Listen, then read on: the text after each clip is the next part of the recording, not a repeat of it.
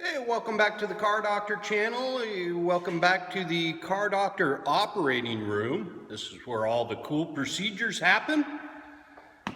Today we've got a car in the ER with some serious issues. Actually, we're trying to avoid serious issues by doing some preventative maintenance. We're going to do the timing belt and water pump along with some other services on this Honda Pilot with the 3.5. This service is recommended a, 60,000 mile interval for replacing the timing belt. You're supposed to check the water pump at that time and then replace it as necessary. Personally, I recommend, since it's a timing belt driven water pump, that you at least do it at the 120,000 mile interval. This particular car has never had the timing belt serviced, and it has got 100,000 miles on it. And I'm glad we caught it. This is an 08, so this has the new service interval reminder, which will pop up a number on the dash, like 1, 2, 3, or 4, graduating from anything for an oil change maintenance to the timing belt maintenance. Based on mileage and other factors that are kind of this fuzzy math that they're using now.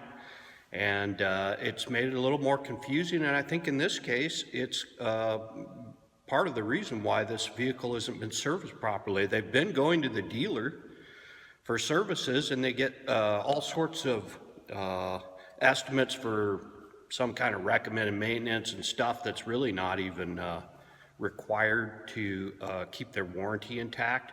Services like flushing power steering system and brake fluid and stuff like that. Not that that stuff's bad, but we're not addressing the real stuff because, you know, if you don't do your timing belt and it breaks on this one, it's going to be really expensive to fix. So welcome along for the ride. I've got my GoPro mounted to my magnetic base light, so we can hopefully get some good footage of this thing, and maybe will be helpful to someone out there. Right now we're going to just start ripping. I've got the vehicle on the hoist. I've got the positive battery cable removed. Okay, first we're going to remove the engine cover, and there's 3 little retainers here that just turn counterclockwise 90 degrees. Pop that off and the back comes out, and we got the cover off. We'll pull the coolant reservoir. That just pops straight off the little retainer clip. And I'll set it off to this side and pull a little plastic cover off of this module here. I believe that's the PCM behind there. Set that aside. On those with the PCM mounted here, may need to loosen and bring the PCM out of the way so that we can get at this upper motor mount. We'll see if we need to deal with that. I'm also going to remove the power steering return hose on the top of the power steering pump here by just removing the clamp. Then I'm going to plug off the pump with the cap plug over that. And then I can just pop this reservoir, which again slides down on a bracket here. Pop that off and just set it aside so we can access the belt area. Now I'm going to remove the serpentine belt using my serpentine belt tool.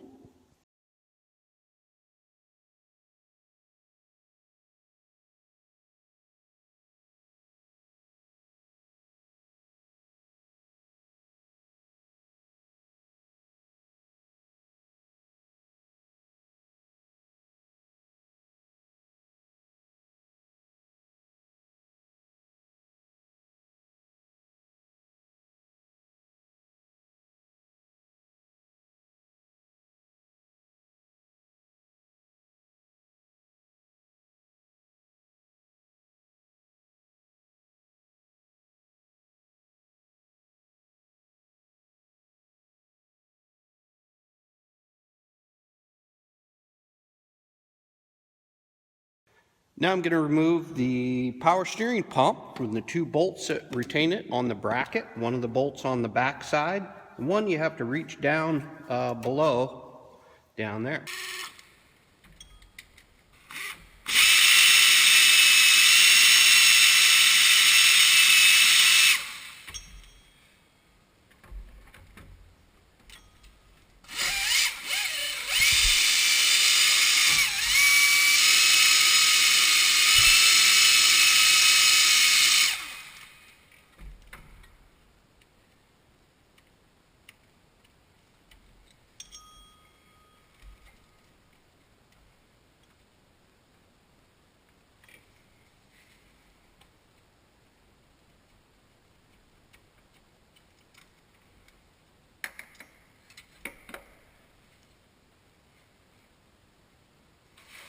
I'm going to remove the serpentine belt tensioner assembly at this point. That'll allow me access to both the upper timing cover bolts, get those all out, and then I'm going to remove the bolt securing the motor mount to the side upper motor mount, and then we can raise it up and drain the coolant and do the stuff below.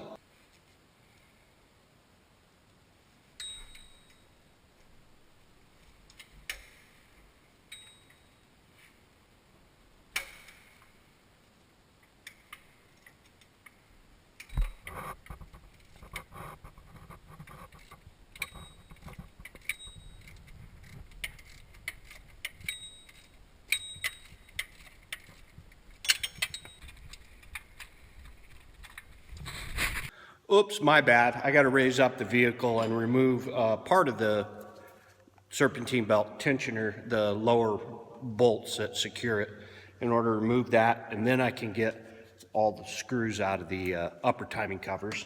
So we're going to go ahead and raise it up. Now remove the right front tire.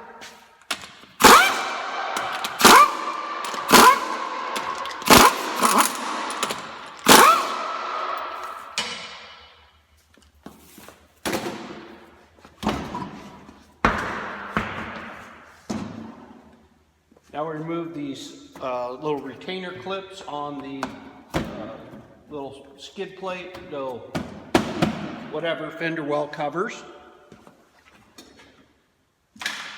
so we can get that out of the way.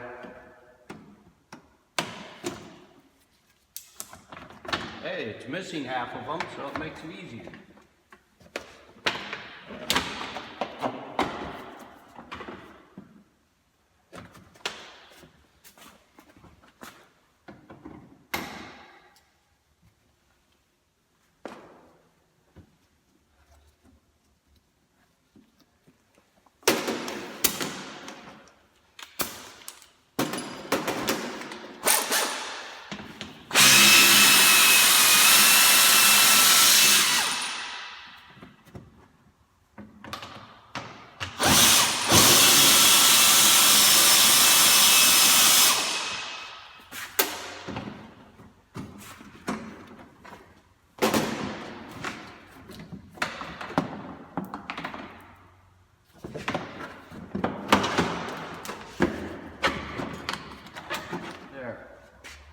There we go.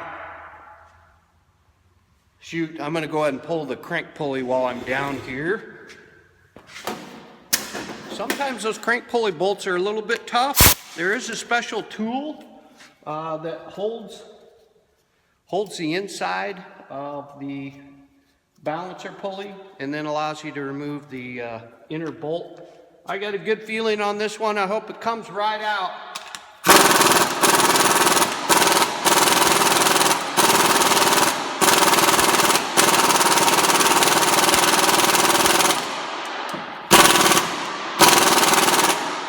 Not coming right out. Use my stronger impact.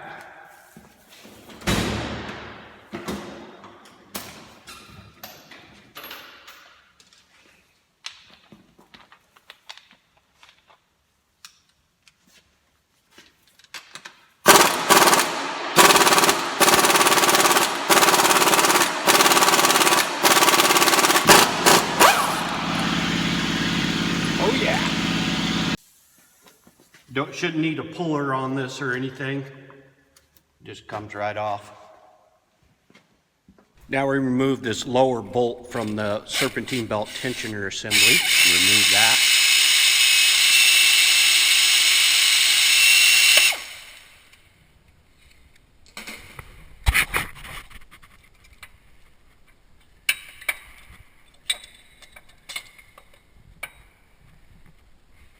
While we're down here, we'll try to remove as many of these lower cover attaching bolts as we can, and then lower it back down and get the top. And then we'll line up the timing marks after we pull the motor mount out of the way, and that way we can have everything lined up before we take the belt off.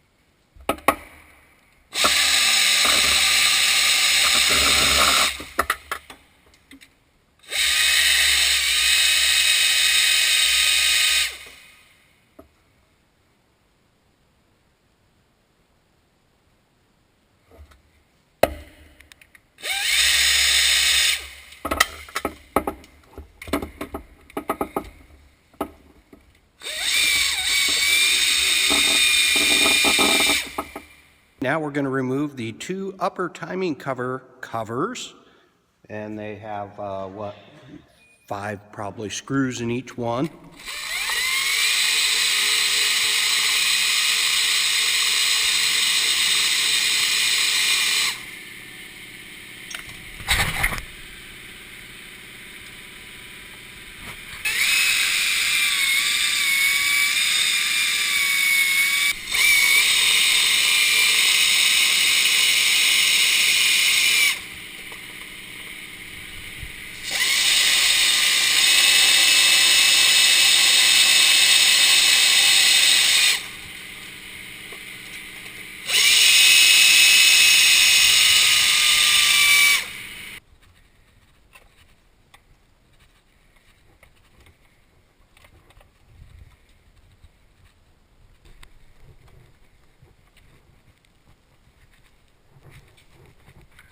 There's another small 10mm screw on top of the motor mount area next to the block face that you'll need to remove as well. Now we'll remove the motor mount bolts by first removing the two 14mm head bolts on top of the motor mount, securing it to the bracket at the fender area, and then remove the main motor mount bolt extending through the bracket on the upper fender well area. And then you'll have to remove the 3 motor mount attaching bolts that go through the front of the engine block face.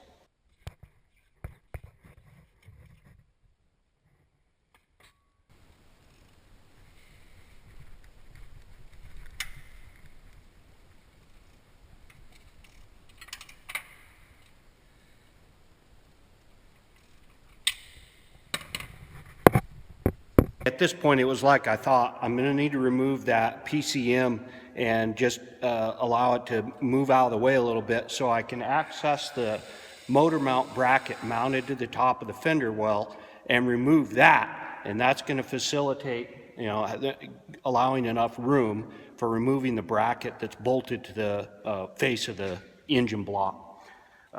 There is one note here. It doesn't require supporting the engine at all. The engine really doesn't drop a substantial amount, so you don't even need to jack underneath the motor. You got to always be careful about jacking under the motor anyway.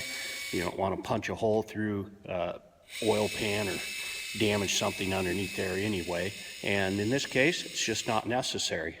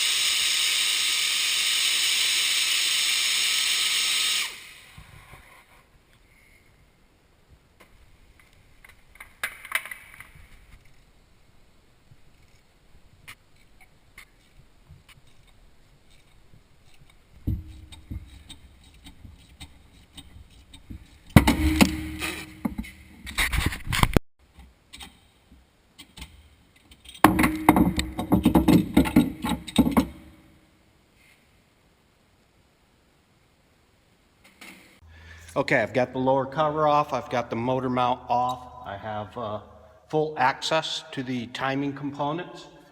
First I'm going to remove this washer that's over the end of the crank gear, and note that it goes on one way. So anyway, you want to make note of which way it comes off, and you want to make sure and put that back on before you button things up. You don't want to get to the last step. Trust me, I know this one. Get to the last step and then turn around and it's laying up on the bench and you're like, oh, crud. You say a word like crud or shoot, something like that. I don't know. Fill in the blank. But anyway, I noticed that my marks up top on the cam gears are very close to being lined up. It's just past that. So I'm going to thread in the crank bolt and just lightly tighten it up so that I can rotate the crankshaft and line up my timing mark. So since it's just passed, I'll have to go 2 revolutions of the crank to get the marks to come back in line. So I'll just count 2 full, or almost 2 full revolutions with my mark on the crank. And then I'll go back up top after I line things up here and make sure that my marks are all lined up properly. Oh.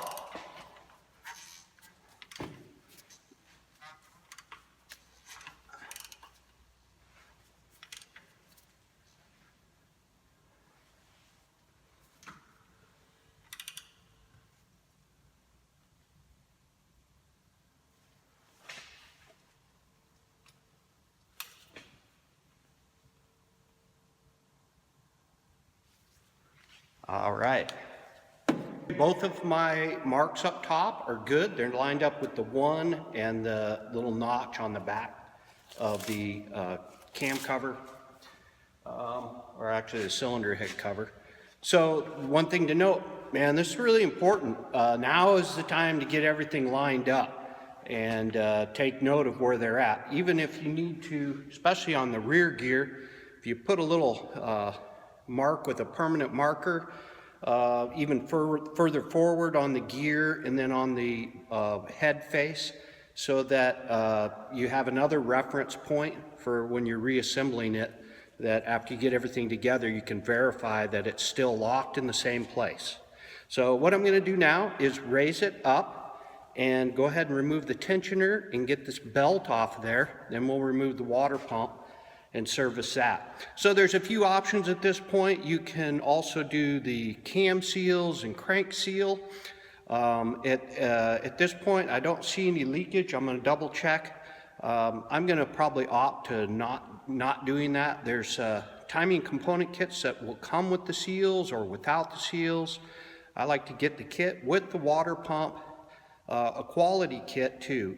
Don't go with some off-brand piece of junk, because this is important. If your timing belt fails on this application, you're not going to be a happy camper, and neither is the wife, because you're going to be out some buco bucks for doing pulling the heads and doing a bunch of intake valves that bend when the timing belt snaps on this. So don't cut any corners. Don't put no reman water pump on there. Don't skip the water pump if you're over 90,000 miles like this one. Don't do it, man. Don't do it. Bad news bears. You just don't want to take chances. It's not worth it. If you're in there, do it right. And I'm going to go ahead and flush things out when I've got it apart and get some fresh Honda Type 2 antifreeze. That's what this calls for. Comes 50-50 pre-diluted. And we're just going to add that in there straight and refill it with our cooling system tool. But at any rate, I'm going to go ahead and raise it up. I'll show you how to pull the tensioner and get that belt off.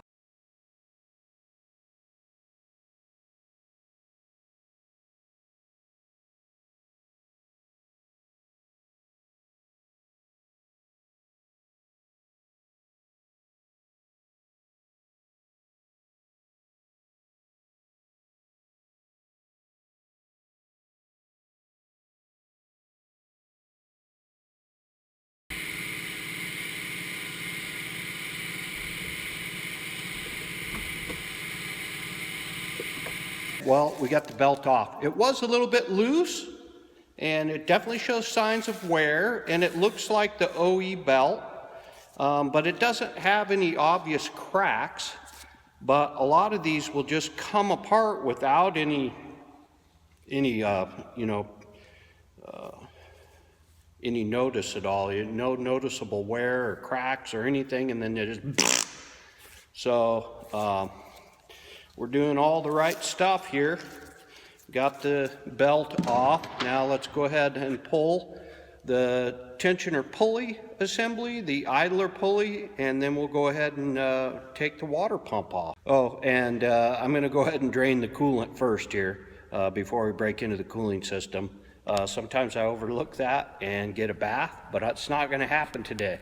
So yeah, for all our Jewish friends, it's that time of year. The humpback whales are in town, and we've been going out and seeing those on the weekend. It's pretty awesome. They're huge, huge whales, size of a school bus, and it's pretty cool to be right up there next to them. And right now, they're actually having the whale circumcision events, and they're out there circumcising whales. I wasn't really familiar with it at all until here just recently, and it's a pretty interesting deal. So in order to do it, what they'll do is they'll send down four skin divers to do the circumcision. So anyway, interesting factoid, whale circumcision. Check it out online. Just enter whale circumcision and Google that. No, don't do that. That could be very bad. You do not, whatever you do not Google whale circumcision. Don't go there. Don't go there. Just go to the Car Doctor channel, and we'll give you wholesome programming without all the, crazy stuff. Okay? All right. Well, while we're letting this coolant drain out, I figured I would take time for the mail call. And this week's mail is coming out of Muskrat Dam. And Steve writes, top-notch channel, Tim, top-notch guy. Appreciate the vids. Thanks a lot. Please send beer. Okay, well, hey, we appreciate you, Steve. Thanks for watching the channel. Hope you're getting a lot out of it, and I hope your transfer case is okay. Hey, just for writing in, we're going to send you some fine Alaskan Amber beer. I hope you enjoy. Straight coming to you from the Car Doctor channel. Thanks for writing in. Hey, second letter here is from Eric O. from Avoca, New York. Eric writes, Tim, appreciate the channel. I think it's the best one out there. You are a great example. Thanks for training me in my younger days and putting up with me. No problem, Eric O. Eric goes on to say, hey, I noticed that you don't seem to have many problems with your hands. I've been having some cracking and dry skin on my hands. Do you have any tips for me? I've tried every kind of lotion and wear protective gloves. Well, Eric, we're mechanics, we're techs, we're out there, we're busting knuckles, and that just comes with the turf. I wish I had some good advice for you. You might try, some better nitrile type gloves. You can put some bag balm on there when things get a little bit, cracked and to avoid infection and whatnot, but you're gonna probably just need to man up. Can't really mince my words there, but either that or find a different line of work.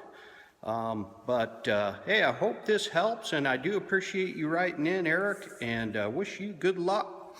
All right, well, that's this week's mail call. If you have tips or questions here for the Car Doctor channel, well, you can sure write us. The address is The Car Doctor at 10263 Nye Road, Unit 3, Anchorage, Alaska, 99515. Okay, I've successfully drained the coolant just about everywhere but in the bucket. It's about the usual deal here. I don't know, man. So anyway, I'm going to remove the tensioner assembly, just one bolt, 14 millimeter head, and the idler pulley off the water pump. Then we can go ahead and remove the water pump.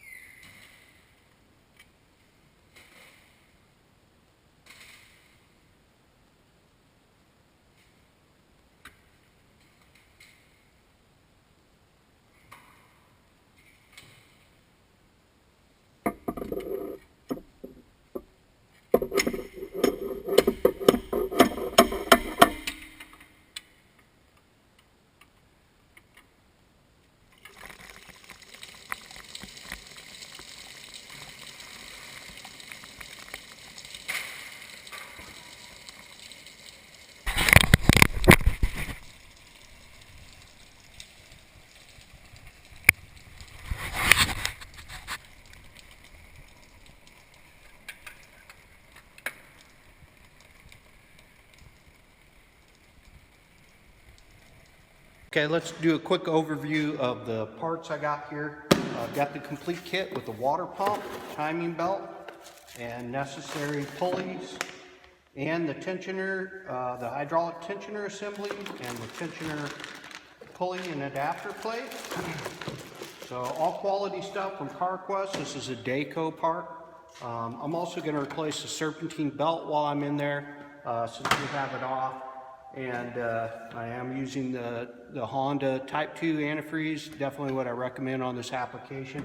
Hey, before I go any further, consult your repair manual for proper repair specs and procedures for your vehicle and your application. It may differ slightly. And, you know, really the car doctor can't be responsible for, you know, problems associated with doing this repair. If you don't feel comfortable doing it, you know, I would definitely advise you to find a reputable shop to do the work. Like I said before, you don't want to screw this one up. That would be bad stuff. So don't do that. We can't also be responsible if you blow up and die. That's part in our disclaimer that our attorney worked on. I paid him a lot of money to come up with this stuff. So don't blow up and die. It won't be our fault. And it will be painful, probably. Don't get burnt by coolant. So anyway, I'm I've got the surface cleaned up. I use a little emery, not very abrasive, and cleaner, and I got the water pump surface all cleaned up. I'm gonna install my O-ring here on the new replacement pump. And I'm not going to use any silicone. It's not a good idea to use silicone on silicone gaskets, or really any gasket, unless it's just a standalone sealer.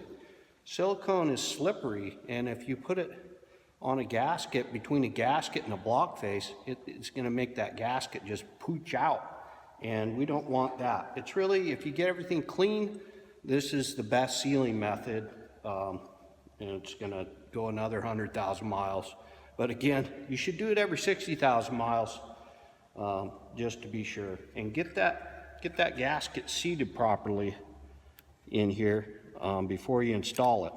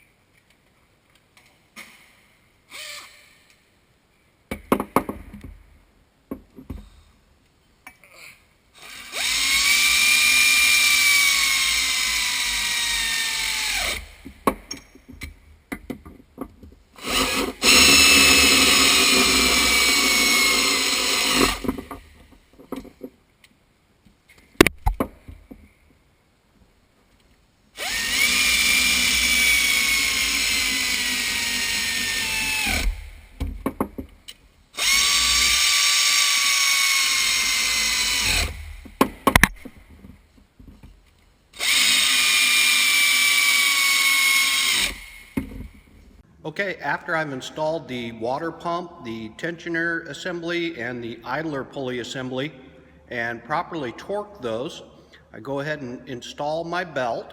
I verify my timing marks, and then once the belt is in place and the marks are lined up, I go ahead and pull the pin on the tensioner and allow the hydraulic cylinder to tighten the belt. Then I turn the crankshaft 360 degrees, actually 2 full 360-degree revolutions, line up my mark on the crankshaft and verify that the upper 2 marks are lined up properly, and then I can go ahead and do the reassembly.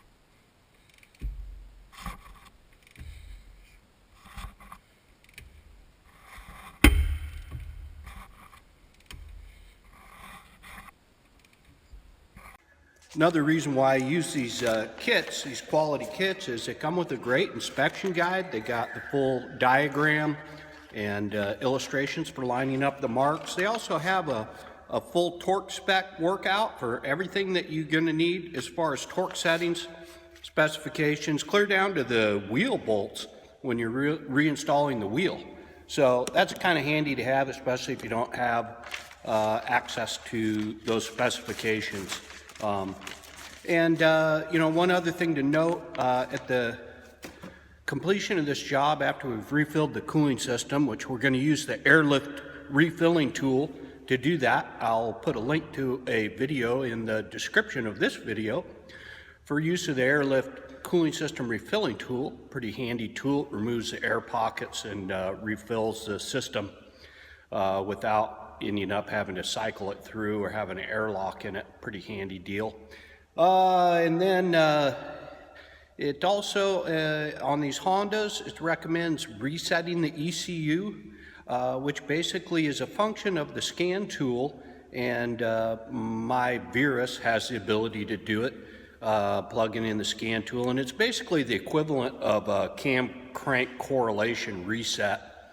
And it's kind of handy after you've done the timing belt. It may or may not be necessary. There's a possibility you could get a cam correlation code. If that's the case, you may need to reset it. If you don't have the ability to, you can always cruise over to a shop that does, and it's a relatively quick process. And so anyway, we're going to reverse the procedures to get everything buttoned up on this and get it back on the road. That's all pretty straightforward stuff. So since you've seen the process, you should be able to get that handled.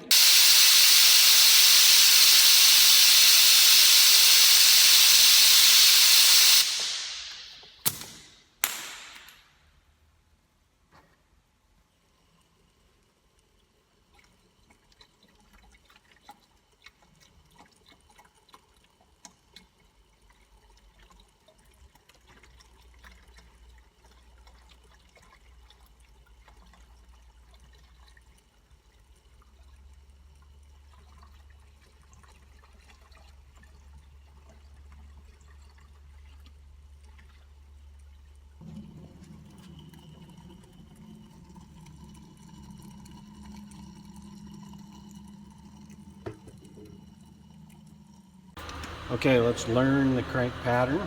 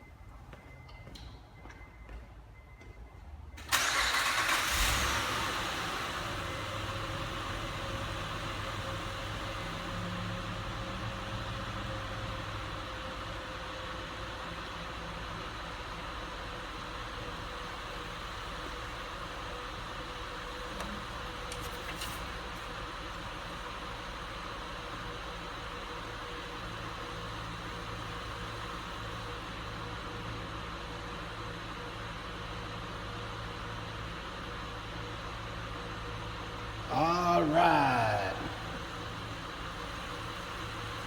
I do appreciate you watching. I hope this video was helpful, and I really appreciate you subscribing to the channel. You're going to want to see more Car Doctor videos. It helps stave off insanity and dementia. Watching a 50-plus-year-old balding fat tech who's actually in the early stages of dementia will help you avoid the same.